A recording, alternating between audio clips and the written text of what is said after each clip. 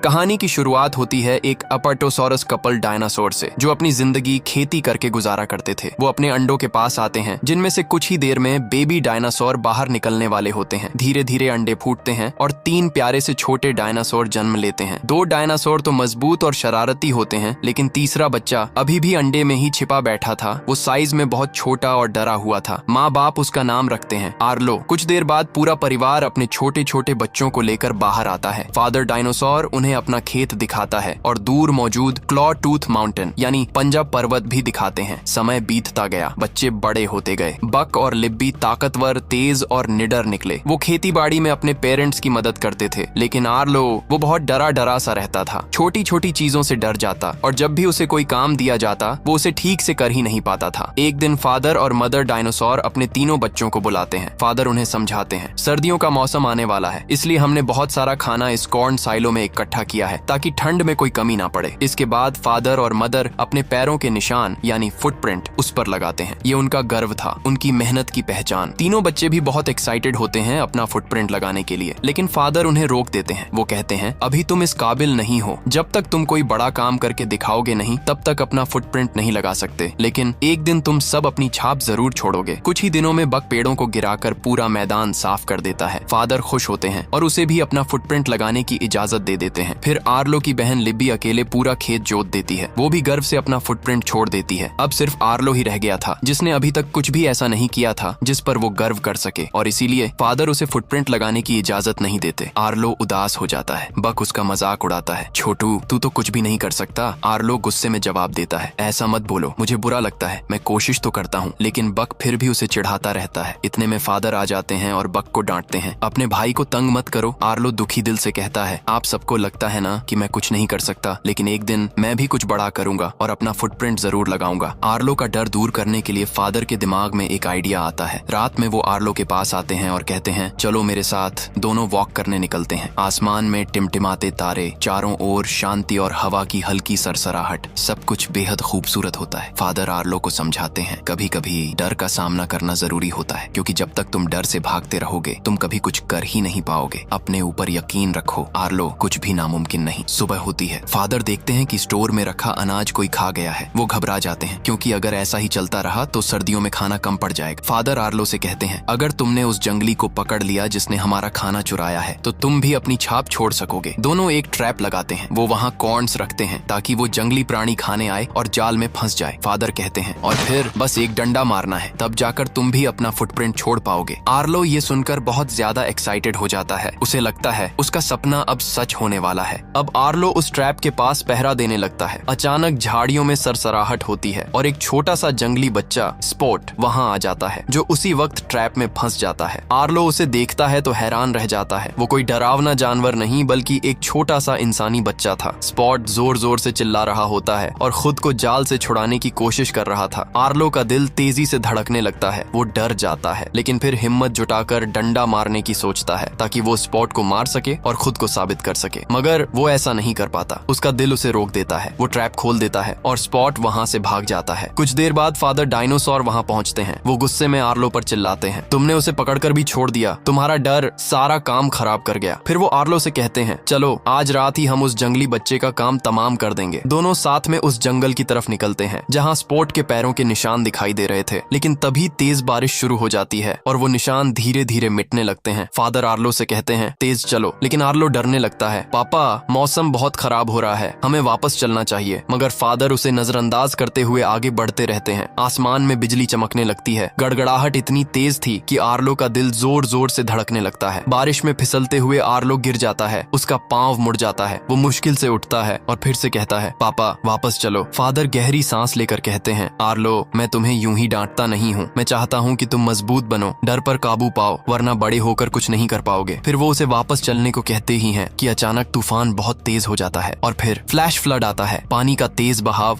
हर चीज को अपने साथ बहा ले जा रहा होता है। फादर आर्लो से चिल्लाकर कहते हैं, बेटा ऊपर चढ़ो जल्दी। वो अपनी गर्दन से आर्लो को ऊपर उछाल देते हैं। आर्लो किसी तरह सुरक्षित ऊंचाई पर पहुंच जाता है, लेकिन फादर खुद को बचा नहीं पाते। पानी का तेज बहाव उन्हें बहा ले जाता है। कुछ समय बाद आर्लो टूटे दिल के साथ घर लौटता है। अब जिम्मेदारी और काम दोनों बढ़ चुके थे, क्योंकि पिता अब नहीं रहे थे। आर्लो सबके साथ खेत में मेहनत करता है, लेकिन अंदर से वो बेहद उदास होता है। एक दिन जब वो स्टोर में कॉर्न रखने जाता है तो देखता है वही जंगली बच्चा स्पॉट फिर वहाँ आ गया है। आर्लो का गुस्सा फूट पड़ता है क्योंकि उसे लगता है स्पॉट की वजह से ही उसके पिता मरे हैं। वो स्पॉट को पकड़ने के लिए उसके पीछे भागता है और आखिर में उसे पकड़ भी लेता है, लेकिन उसी दौरान आर्लो फिसलकर नदी में गिर जाता है। तेज वेव उसे बहा ले जाती है। वो एक चट्टान से टकराकर बेहोश हो जाता है। जब आर्लो को होश आता है तो वो खुद को नदी किनारे अकेला पाता है। चारों ओर अजनबी इलाका, घना जंगल और वो पूरी तरह खो चुका था। अचानक उसकी नजर स्पॉट पर पड़ती है जो दूर खड़ा उसे देख रहा था। आर्लो नदी को देखता है और उसे अपने पिता की वो बात याद आती है, अगर कभी रास्ता भटक जाओ तो नदी को फॉलो करना, ये तुम्हें घर तक जरूर ले जाएगी। अब आर्लो नदी के किनारे किनारे चलने लगता है। लंबा सफर तय करने के बाद भूख से उसका बुरा हाल हो जाता है। उसी वक्त उसे ऊपर पेड़ पर जामुन जैसा एक फल नजर आता है। वो एक पत्थर पर पैर रखकर उसे तोड़ने की कोशिश करता है, लेकिन पत्थर फिसल जाता है और उसका पैर उसमें फंस जाता है। वो बहुत कोशिश करता है लेकिन पैर निकल नहीं पाता। सारा दिन गुजर जाता है, फिर रात हो जाती है। थका हुआ आर्लो वहीं सो जाता है। सुबह जब उसकी आंख खुलती है तो उसे एहसास होता है उसका पैर आजाद हो चुका है। वो नीचे देखता है, मिट्टी में छोटे छोटे पैरों के निशान हैं। आर्लो समझ जाता है ये स्पॉट के निशान हैं, यानी स्पॉट ने ही उसका पैर छुड़ाया था। पहली बार आर्लो को एहसास होता है जिस बच्चे को वो दुश्मन समझ रहा था वही उसकी मदद कर रहा था।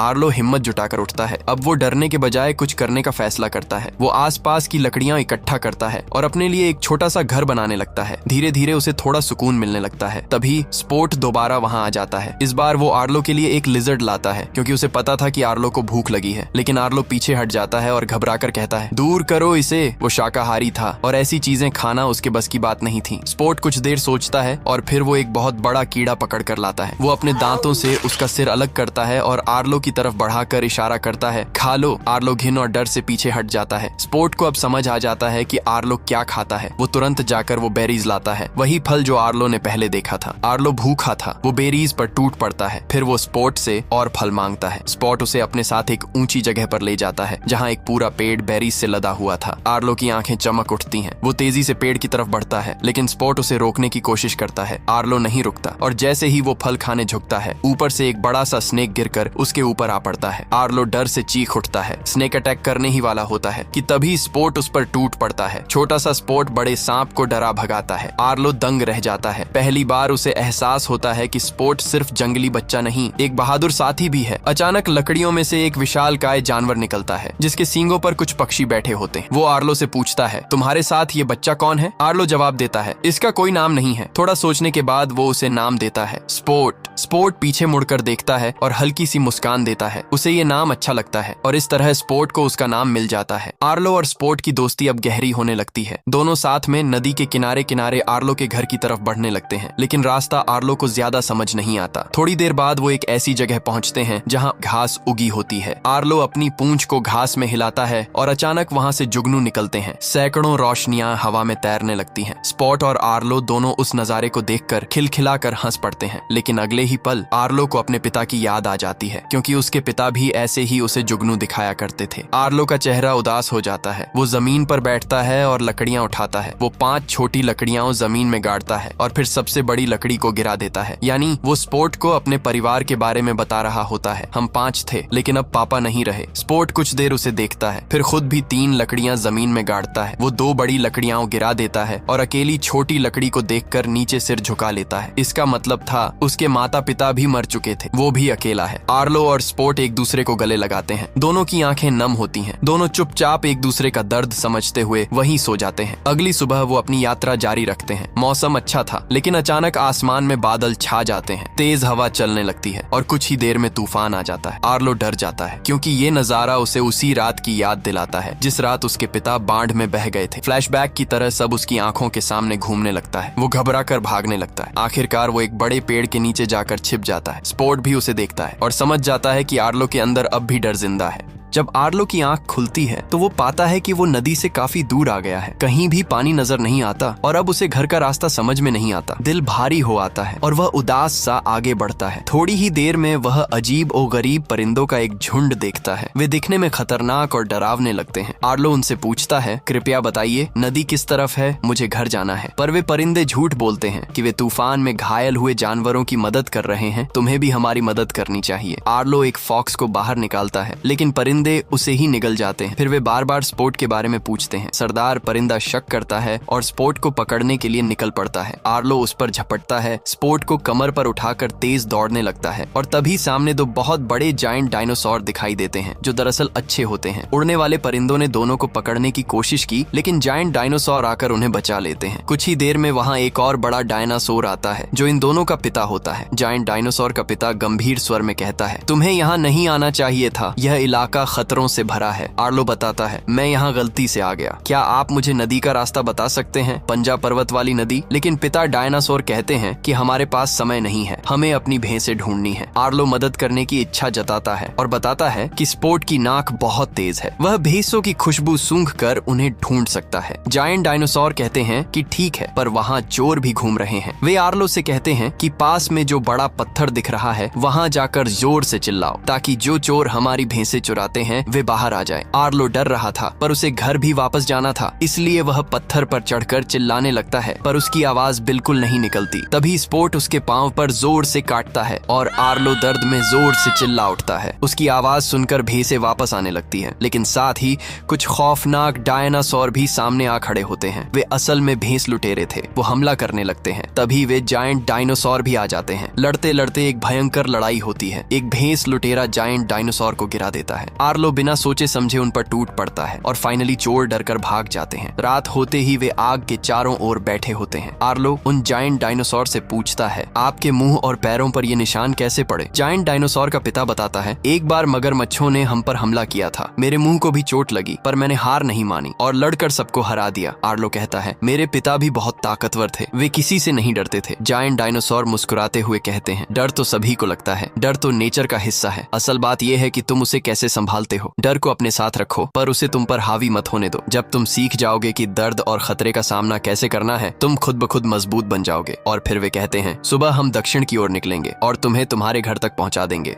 अब आर्लो बहुत खुश है। वो और उसके दोस्त जायंट डायनासोर प्रॉमिस के मुताबिक साउथ की तरफ निकल पड़ते हैं। रास्ते में दूर क्षितिज पर वही क्लॉ टूथ माउंटेन नजर आता है। वो पहाड़ जिसके पास बहती नदी उसे सीधा उसके घर तक ले जाएगी। आर्लो की आंखों में चमक आ जाती है, उसका घर अब बहुत करीब था। जायंट डायनासोर मुस्कुराकर कहते हैं, लो बच्चों, हमने तुम्हें यहाँ तक पहुँचा दिया, इसके आगे तुम्हें खुद जाना होगा। हम अब साउथ की तरफ बढ़ते हैं, तुम्हारी यात्रा सलामत रहे। फिर स्पोर्ट को अपनी कमर पर बिठाकर क्लॉ टूथ माउंटेन की तरफ भागता है। वो और स्पोर्ट जोर जोर से चिल्लाने लगते हैं, लेकिन तभी सामने से एक अजीब सी आवाज आती है, बिल्कुल वैसी ही जैसी स्पोर्ट निकाला करता था। आर्लो और स्पोर्ट सामने देखते हैं, वहाँ एक जंगली इंसान खड़ा होता है। स्पोर्ट ध्यान से उसे देखने लगता है। आर्लो स्पोर्ट को अपनी पीठ पर बिठाकर आगे बढ़ जाता है, लेकिन अचानक वही आदमखोर परिंदे फिर से आ जाते हैं। वो स्पोर्ट को पकड़कर अपने साथ ले उड़ते हैं। आर्लो उसे छुड़ाने की बहुत कोशिश करता है, पर वो बेलों में फंस जाता है। थका टूटा और हताश आर्लो जमीन पर गिरा हुआ होता है। अचानक वो अपने फादर को अपने सामने खड़ा देखता है। फादर उसे बेलों से आजाद करते हैं। आर्लो उनकी तरफ देखता है, पापा